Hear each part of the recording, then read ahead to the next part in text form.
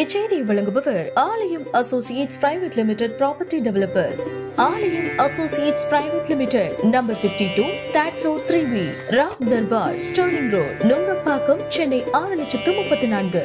மயிலாடுதுறை மாவட்டம் குத்தாலம் தாலுகா தொழுதாளங்குடி கிராமத்தை சேர்ந்த அழகர்சாமி என்ற முதியவர் மாற்றுத்திறனாளி ஆவார். இவருக்கு சொந்தமான நிலத்தில் அப்பகுதியை சேர்ந்த கலையரசன் என்பவர் ஆக்கிரமிப்பு செய்து எல்லைகள் நட்டதாக தெரிகிறது. தனக்கு சொந்தமான நிலத்தை அளவீடு செய்து மீட்டு தர வேண்டும் என்று கோரி அழகர்சாமி தாலுகா அலுவலகத்தில் மனு செய்துள்ளார். ஆனால் 4 ஆண்டுகள் கடந்த பின்பும் அதிகாரிகள் நடவடிக்கை எடுக்கவில்லை. இந்த நிலையில் மாவட்ட ஆட்சியர் அலுவலகத்திற்கு வந்த அழகர்சாமி அலுவலக வாசலில் தரையில் படுத்து உருண்டு புரண்டபடி தர்ணா போராட்டத்தில் ஈடுபட்டார். இதனையடுத்து அங்கு வந்த காவல்துறையினர் அவரை சமாதானம் செய்து மாவட்ட ஆட்சியரிடம் மனு அளிக்க கேட்டுக் கொண்டனர்.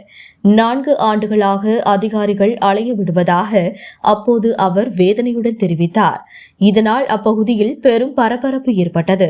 மயிலாடுதுறையிலிருந்து ரிப்போர்ட்டர் தாரிக் கனி.